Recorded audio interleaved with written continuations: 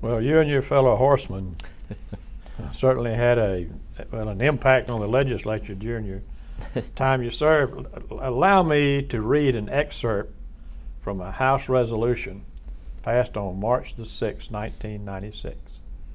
Whereas, said 4 horsemen have galloped through and trampled over custom, tradition, and convention, thereby redefining the role of the modern state legislator. Don't you think that that's true?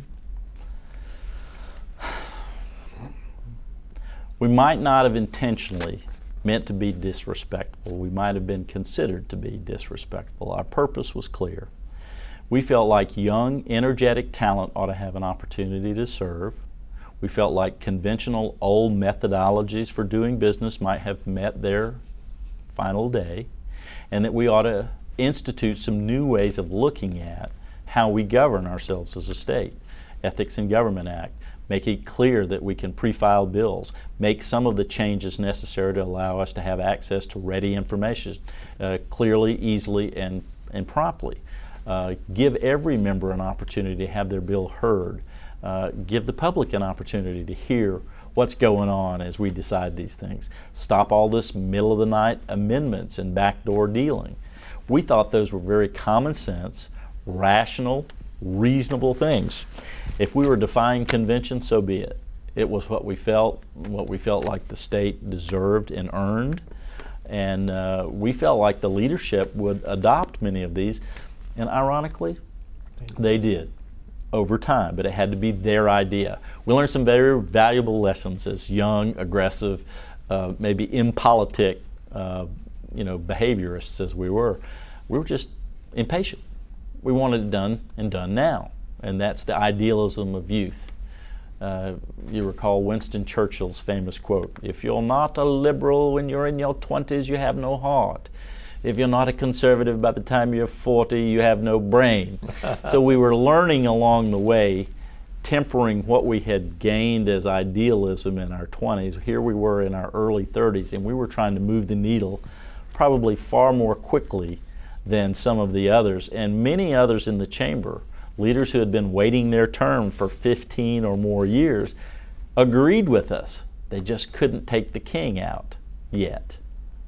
And it made for an uncomfortable environment for an awful lot of them. But truth be told, we were being egged on by some of these guys. Yeah, keep going, keep going, keep going. But they couldn't say that publicly. Mm-hmm.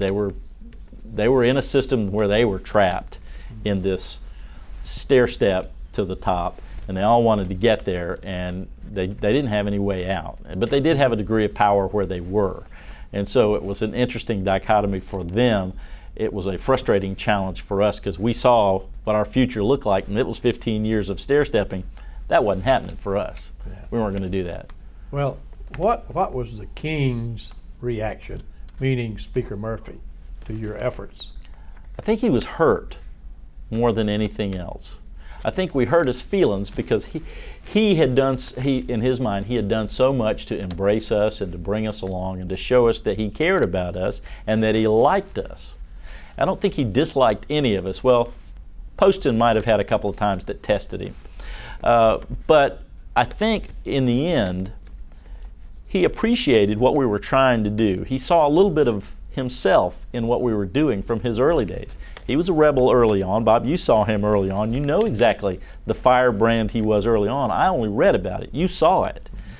And we were doing many of the things that he would have done had he been in the legislature in a similar situation just like us. Mm-hmm. And we did it the right way. We offered legislation. We offered changes. We encouraged. We built consensus. We started doing the things. Ken was better at managing the media side of it because he became the lightning rod. I think, much to Murphy's chagrin, he sort of helped create that. And that foil became, a storyline that the press picked up on and lived on for 4 years or so. But for those of us who really wanted to just make change and improvement for the better, all we had to do was hearken back to Murphy's early history and Miller's early history. and see that this is exactly what they would have been doing were they there at the time. And so we didn't feel like we were being radical or rude or crude or unusual. We were doing what we felt was right, and we were doing it in the way that we knew how at the time in the situation we were given. Now, I do think it hurt Murphy's feelings that he felt like we were being disrespectful to some extent as the way he was running the House. I have an awful lot of fondness and fond memories of Tom Murphy. He was kind and polite to me. I'll always give him credit for helping get my bridge and to remove the DOT commissioner that was not wanting to build a bridge the way we wanted it. He and Miller and Terry Coleman. But we had an opportunity, a rare opportunity. Here was a guy who had been the Speaker of the House for 25 years when we got there. I don't know how long any one person is supposed to have a job, but we only let our president and our governor serve 2 terms. Now, I'm not a term limits oriented person. I think the voters ought to have the opportunity, but I do think in leadership roles there are tons of talented people who have an opportunity, ought to have an opportunity to get a shot at showing what they can do and to helping lead the state. He was probably hurt that we were taking away something important to him, and he felt like in the environment he was in, he was the only one uniquely situated to handle the task. And maybe in some of those cases, maybe he was right, looking back at it. What is the toughest vote you ever cast? Well, it wasn't tough at the time, but it proved to be interesting for both Poston and I. The Speaker had a fight with West Point Pepperell, and a bill was offered that the Speaker wanted, and we felt like was anti-business, but the Speaker was making a point to a single company. I wasn't in on the back room meeting that told everybody that that was what it was about, so Poston and I were the only 2 who voted no out of 180 members on the Speaker's bill. It wasn't a tough vote to cast because I knew I was doing what was right, but in the end, it cost me with the Speaker, and looking back at it, I made my point, but I got nothing out of it with the Speaker in terms of standing up to him. And I didn't tell him in advance that I was going to do this. That probably more than anything else. Whenever I supported Miller for governor, I went to him in advance after the word had gone out that Bubba was going to run and he was supporting Bubba. I went to him ahead of time. I said, Mr. Speaker, you know that I worked for Zell for 4 years and I'm very fond of him and I think he'd make a great governor and I'm going to be out there supporting him. I just wanted you to know that so you didn't hear it from somewhere else. He said, I understand, son. I really appreciate you coming and telling me. And I never had a problem with him after that. The day after the election, I was at the Capitol and I had just gotten reelected to my 2nd term, and I was at Zell Miller's victory party, standing on the stage behind him, and all the cameras rolling. And the next morning, I went by to see the Speaker. He'd asked me to come in there for something, and he said, I saw you on TV last night with your friend. I said, well, we're really proud, Mr. Speaker, looking forward to what lies ahead. He said, he'll do fine, and that was it. But he acknowledged that early on I had to be where I had to be, and he had no problem, and he didn't hold it against me. They became good friends at that point. Yes. It was important. They had so many similar experiences. The state was facing such crisis, and they understood that the leaders that they had become over time and what they knew way more than anybody else about how government worked, how this state was structured, how its finances were, and what the moment called for. And they had fought their battles as the leader of one chamber and then the other. Murphy understood. This guy now has a different job. I actually like the guy, and I know the guy knows what he's doing. I'm comfortable in the role he's now going to be playing. I'll turn my attention and go fight that other rascal across the hall just like I do all the time. And so it was fun to watch for some of us to see how they interacted with one another differently. So you left the House to run for Congress. What was I that thinking? Decision? My congressman for 10 years was a guy by the name of Bill Stuckey. My congressman for the next 10 years was a guy by the name of Bo Ginn. My congressman for the next 10 years was a fellow by the name of Lindsey Thomas. Lindsey Thomas announced the first week of January of 1992 that he was not running for re-election, that he had taken a job with the Atlanta Committee for the Olympic Games with his good friend Billy Payne, and he was going to help run the governmental affairs operation and help put on the world in a gaming operation in Atlanta, and he was leaving Congress after 10 years. Open seat. 10 years, 10 years, 10 years. I've served in the House for 4 years. I have some name recognition. I was on Miller's staff for 4 years. I was at the party for a number of years. Why not me? I never had a true ambition to be in Congress. I was interested in it, and I'd spent some time with Bo Ginn in Washington when he was there. I was in school with his daughter. I used to babysit his son on the weekends in Millen. Brian, who ironically in 1992 was a staff member of Lindsey Thomas and who ran that year in that race, and the two of us having a similar demographic profile, young, politically connected, worked in politics, knew the same people. He was from the north part of the district, and I was from the south part of the district. We, in essence, knocked each other out of the race. By running at the same time, we split the demographic. Barbara Christmas and the mayor of Hinesville out of nowhere ended up in the runoff, and Brian and I, with just a few hundred votes separating us, were third and fourth. Knocked each other out of the race, a field of 7. But the bottom line, I ran because I knew that it would be another 10 years before I could get a chance to serve.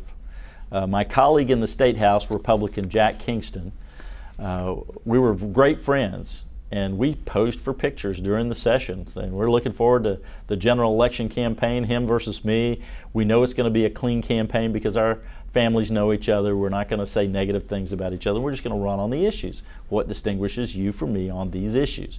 We were actually looking forward to the first positive race for a lot of people in a long time. Well, it was the year of the woman, 92. Did you get that memo? I didn't get that memo in time, apparently. And Barbara Christmas won that nomination and went on to lose to Jack Kingston, who ironically traveled around the district with a giant poster board with TV cameras in tow.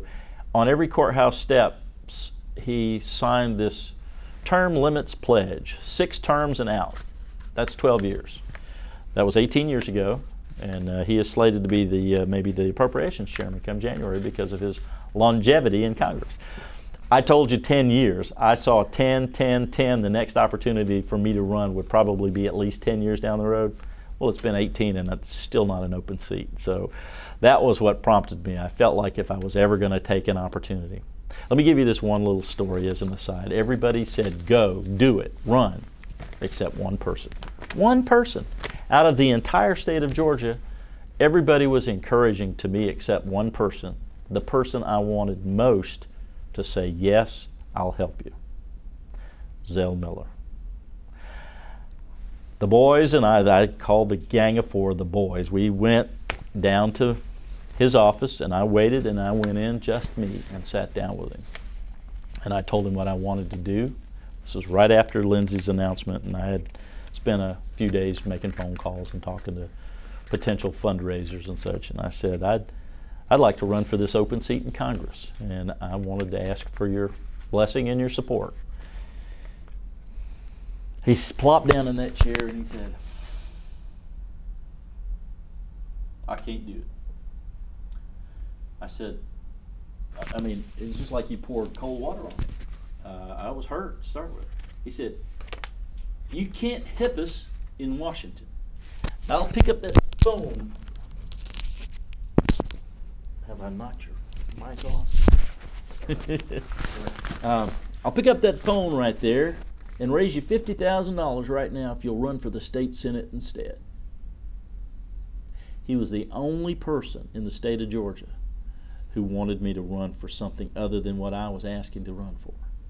And you know what? The old codger was right. I've regretted that decision all this time. It cost me an awful lot of money of my family and friends to lose. And it knocked me out of politics for a while. And in fact, I have not run for office since. but it was important for him to be clear about doing that. This is where a true leader is. He said, you can help us more by being in the state Senate. I would have walked into that state Senate seat. The state senator at that time was weak. He was not well liked in the Senate, and he was disenfranchising people left and right at home. I could have beaten him easily, and I would have probably been there for a number of years, and you might not have heard about Lieutenant Governor Mark Taylor. You might have heard about somebody else. But it's one of those moments in time. I felt like I had to do it at the time. Like I said, we had already gone through this whole procedure, and I was pretty much done in the House after being the #2 co-signer on the Ethics in Government Act. So I felt like it was an appropriate exit for me to take from the House. Well, have you ruled out politics? Do you have any plans to run for public office again? I'm not sure that that's in the near future for me. I wouldn't rule it out. I enjoy public service. I enjoy doing an awful lot of things to help other folks. And I've been doing that. Since I left the legislature, I spent a year totally away from politics, totally. And then I said, you know, I want to do something different than the home building business. I had spent 10 years with the family business, and I wanted to do something different. I was tired of chasing subcontractors down. It just didn't interest me anymore. My dad was a year away from retirement. He and I talked about it. I had the prospect of either replacing my dad's expertise, contacts, and the working relationship I had with him as he retired with somebody of seasoned nature like that to keep the business going, or I could fold the tent and move on, which is what we ultimately decided to do. We took 3 years and ratcheted down the company, but I wanted to do something different, something that was people-oriented, and I always wanted, having spent some time working for Miller in Atlanta, I wanted to make it in Atlanta, see what there was. It was growing fast. I knew there would be opportunities. I didn't necessarily want to, you know, go work for corporate America and be, you know, on this fast track to make $1 billion. That wasn't my mission. I wanted to help folks and do it in such a way as I could be around politics, I could help folks, and I could still survive. And so C. Allen Company called me and said, we have an issue that, you know, you would normally be helping us with in the legislature, but we can't seem to get help right now with our current delegation. We want you to help us. So I said, well, I'll come over and talk about it. I went over to C. Allen, we talked about it, and I had worked there as a young kid. I've worked summer jobs, and I worked internship. I worked, you know, my way through college at C. Allen Company. Did everything in the hotel and the restaurant side of the business. Worked the beach club, the golf club on the weekend, bussing tables, to, you know, every job you can imagine a young teenager would do to work in a hospitality business. And it was an awful lot of fun. The company was great to work for and with, and the people were ones that I became lifelong friends with. But when they asked me to come over and study an issue, it was an issue on workers' compensation insurance. They were self-insuring every employee at C. Allen. And they had set up this self-insured program, and they needed some help with the insurance commissioner and crafting the legislation to make sure that they were allowed to do what they had been doing. And so I came to the Capitol in '95. I'd left office in January of '93, so I let 2 years expire before I came back. And I helped redraft that section of the law on self-insurance funds and Georgia captives, domestic captive insurance companies for C. Allen. And I did that during the session of '95. And I liked it. I liked spending time in the atmosphere again, but I enjoyed representing folks that I had represented as an elected official, but just in a different capacity, articulating their views. And C. Allen Company was a member of the Georgia Hospitality and Travel Association, an umbrella group, and Bob King had lobbied me on a couple of issues over the time I was in the legislature, so I was familiar with him. Great guy, Georgia Tech product, family at C. Allen, his son still lives there today. But Bob said, I've got an opening coming up at my shop. The guy who is my vice president is taking the similar job at the American Hotel and Motel Association. So I went over and talked to him about it. Bottom line, we decided that we'd give it a try for 3 months to see what each one of us felt about the job and my performance and whether I liked it. And after 3 months, Bob felt like I had taken to it, and I kind of liked it, and so we agreed on some terms, and I spent nearly 4 years at the Trade Association, Georgia Hospitality and Travel Association. Mm-hmm. Bob hired me with the intent on allowing me to be the successor CEO to him when he retired, and he said it would be between 3 and 4 years. So at 3 years, Bob and I had this conversation. I said, are we needing to start this timeline of your retirement? And he said, I think I want to stick around another 3 or 4 more years. Well, that was my clear signal. It was time to exit. So we took several months over the course of that year. It was '98. And I said, I'll get you through the elections. I helped. Part of my role was an advocacy role. And so I actually put together the debate, the first debate that actually occurred that year of all 3 candidates for governor. Guy Milner, Jack Cashin, the Libertarian nominee, and Roy Barnes. And it was well televised. It was a great event. I gave a package of material to each of the candidates and then allowed them to ask each other a question, and it was a ton of fun. But I left there and started my own business in the consulting business, and brought that client along with the workers' comp client from Sea Island. Those were my first 2 clients, and I did that for a year until I partnered up with a young man who had been the executive director of the Republican Party of Georgia, John Teasley. We were both on the food bank board at the time, and during the breaks at a planning session, he and I were talking about how we left our longtime employer and started our own consulting business, and we were finding some of the same problems. How do you get insurance, workers' comp? What do you do about, office space, phones? We were sharing some of these same war stories. Well, the irony was, he was executive director of the Republican Party the year I defeated the only incumbent Republican. He hated me for years before he ever met me. And the irony was that we ended up being partners and true friends, and 18 months later he was dead of cancer at 47. But we started a company together called Georgia Capital Associates. With his Republican Rolodex and my Democratic Rolodex. It was a good fit, and we had an awful lot of clients. And we had some interesting people come through our shop. We had John Stuckey, the Republican Party chair, Gene Stuckey, the former Democratic National Committee finance member and a longtime Dodge County politico. We had several people come through the shop, including Rich Golick, who worked in the law firm side under Stuckey, who's ended up being the floor leader for the governor, et cetera, and a number of other people. Megan Middleton, who is now the chief lobbyist, internal lobbyist, manager of governmental affairs for the city of Atlanta under Shirley Franklin and now Kasim Reed. Elmer Stansel worked for me for a while. He is now the governmental affairs guy for the Department of Economic Development.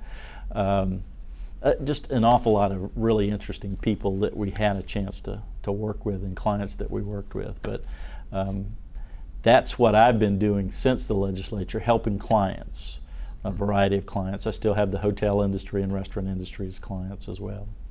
So it's an awful lot. How is Georgia doing nowadays in the tourism and hospitality business?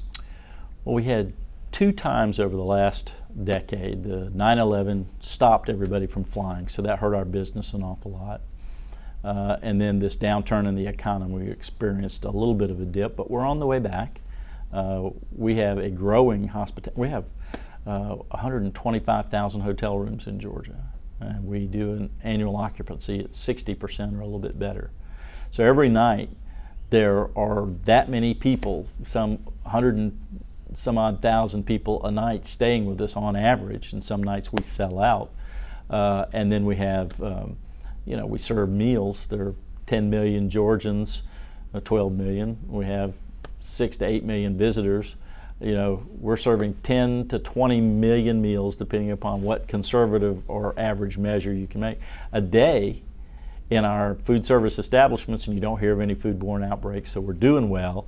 We're turning over the dollars. Local and state government relies heavily on the World Congress Center as a draw, the Georgia International Convention Center, the Cobb Galleria, the Savannah Maritime Trade Center, the other locations around the state. So we have a vibrant tourism economy, and we're second only to agribusiness as a revenue stream for the state of Georgia, and we're very cash flow, near-term oriented. So if the planes quit flying, the state of Georgia gets a real problem on its hands with its cash flow.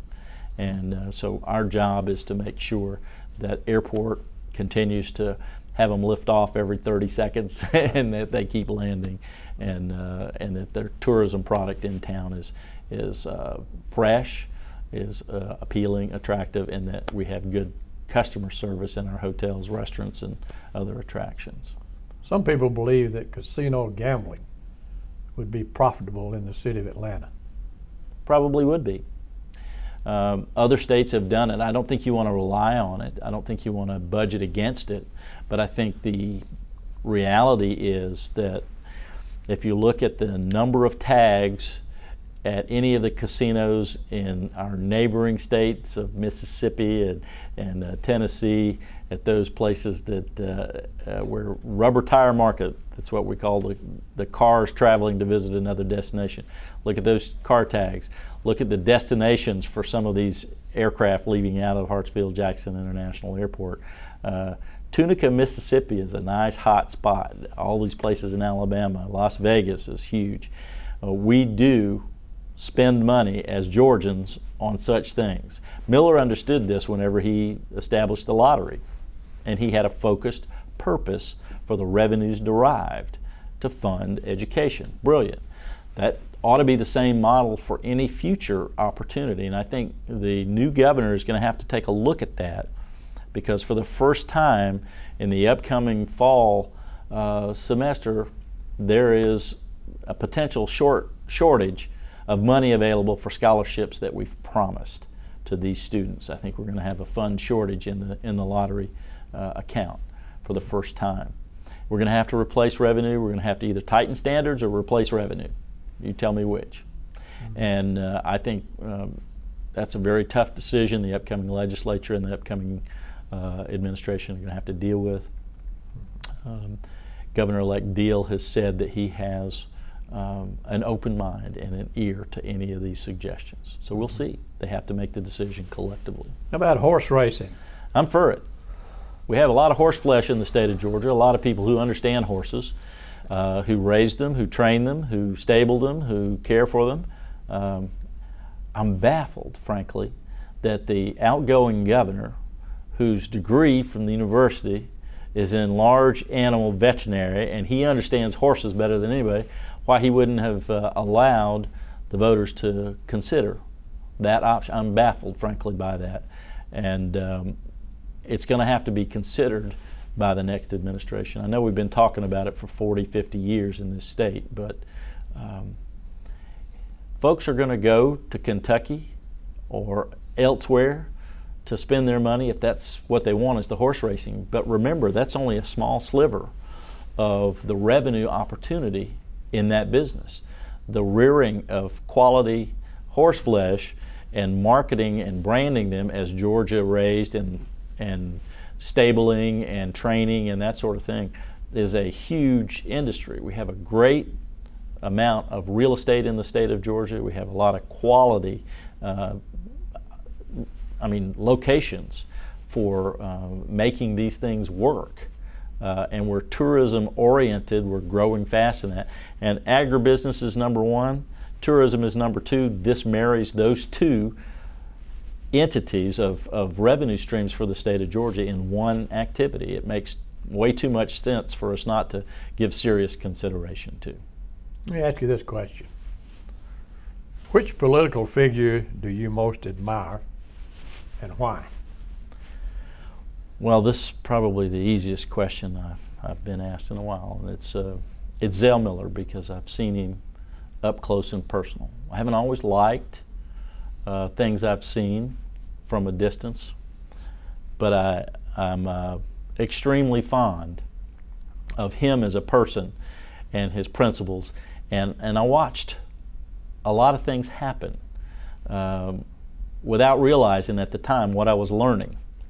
But I've replicated an awful lot of those things in my life, and I've seen mistakes that have been made, and I've tried to avoid those. I've made mistakes. He ran for Congress 3 times and lost. At least I had sense enough to stop at 1. Sorry, Governor. But it was, for me, the best learning that I could have ever hoped for at that time in my life. I think he has been, after his political career, he has been dissected in so many different ways by others, and many of them have hit the nail on the head. There's a guy who's fairly principled. There was a seminal moment in his life and in his political life where things changed right there. The Daschle and Biden lunch, the bombing of the World Trade Center, the moments in time where you say, okay, I don't have to answer to anybody anymore. I'm going to be who I truly am inside, and I'm going to say whatever the hell I want. And I admire him for that. He's a courageous fellow, and it was an honor and a privilege to have the opportunity to learn with him over time. That reminds me of the famous Herman Talmadge story about when he was defeated and was walking down the street one day, and a fellow walks up to him and said, "Senator, I bet you don't remember me, do you?" And Talmadge replied, "Hell no, and I don't have to anymore." That Senate campaign of 1980 with Herman Talmadge was a sad thing for me to watch up close.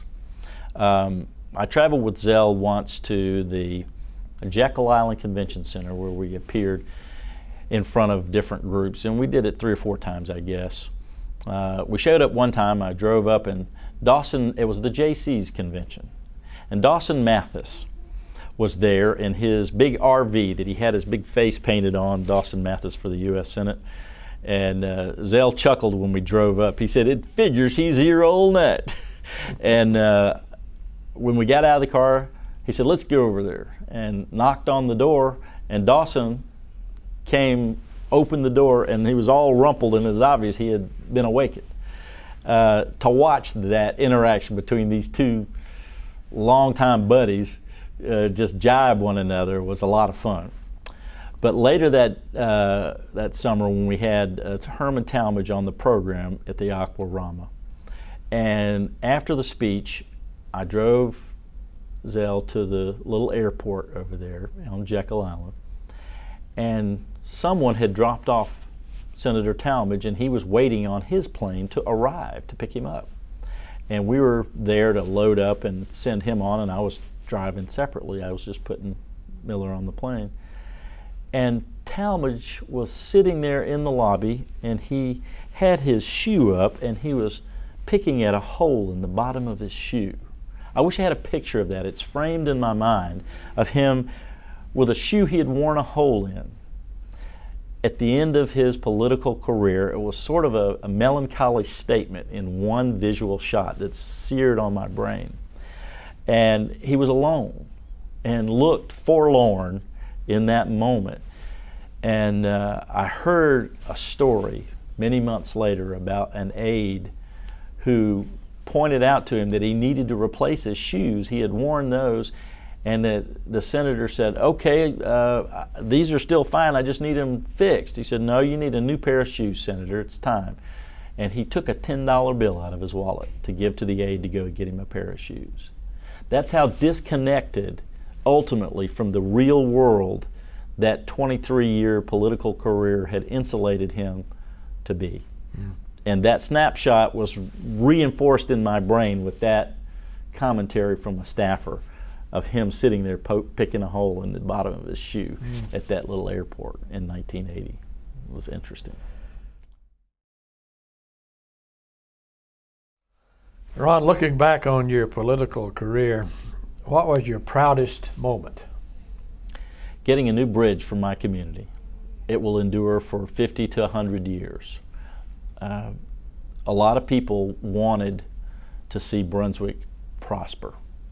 And we knew that as a port city, there are only 3 ways to prosper. Number 1, you can import. Number 2, you can export. Or number 3, you can fill it up with jobs that are probably not advantageous to your community, like paper mills and such.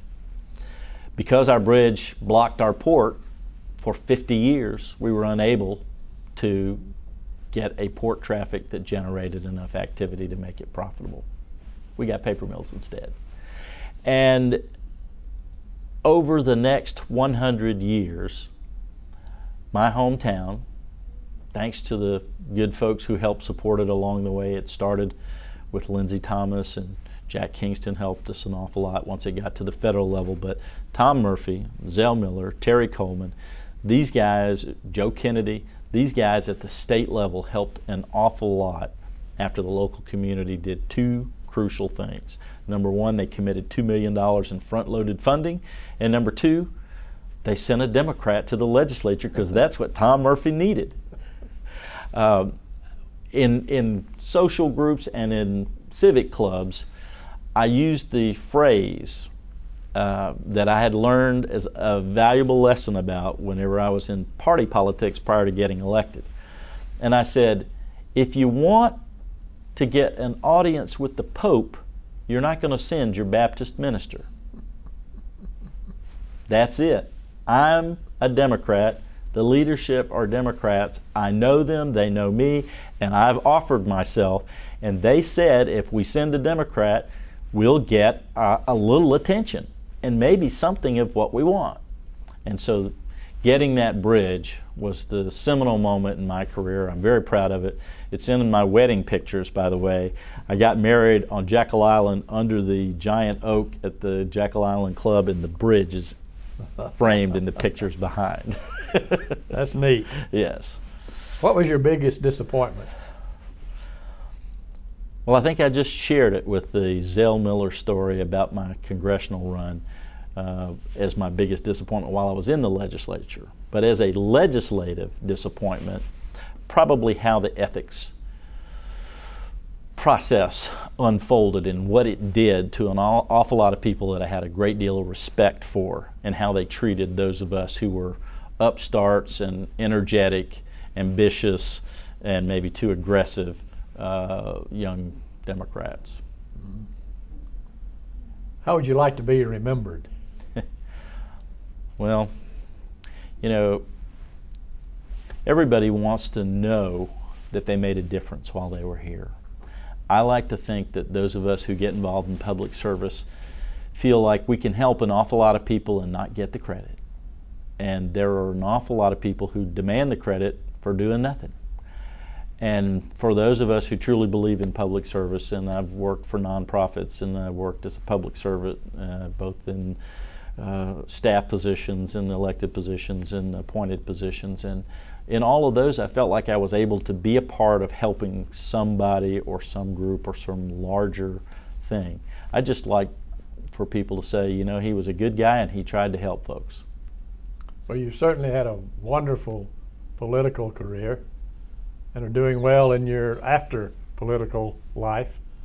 I'm sure there's something we've left out. Well, I'm blessed to have a wonderful wife and a pair of young sons that I hope one day will find it interesting to look back on Dad's career and projects like this, so they can see and hear stories about the times that I was involved with and excited about and how I tried to make a difference. But it's interesting that my wife, and I probably ought to get this story on the record, I related to you earlier about my business partnership with a Republican, the Republican Party Executive Director. John Teasley hated me for the first few years he had heard my name because I had defeated an incumbent while he was Executive Director. When we finally met, we realized, each of us, that we seemed to be all right guys and we had a lot in common, and we had come from similar humble backgrounds, he from Columbus, me from Odom, and ultimately Brunswick. And it made for conversations that you don't normally have with folks that you're considered enemies with. But once we formed our business partnership and we started growing the business, and his diagnosis with cancer evidence then went into going to MD Anderson and getting the cancer treatment, I really lost a brand new friend very quickly, and it was kind of a tragic thing. Those of us who cared about him, once he learned he was ill, he married his girlfriend of 4 years. And that 18 months, the last 18 months of his life, he was married. And those of us who cared about him checked on his widow after his passing. I got a call one day and his widow says, hey, there's a little gathering at my house this afternoon for cocktails, can you come by? Sure, I went by, had cocktails, met a lot of folks, very nice folks. Stayed about 45 minutes and I had a date that night, so off I went. And about 2 weeks later, I get another call. Well, there's cocktails again 2 nights from now, can you come? Sure, I'll come, and I went by there. And no more than 5 minutes after I got in there and said hello to some of the same people, it was just the 2 of us left. Everybody bolted.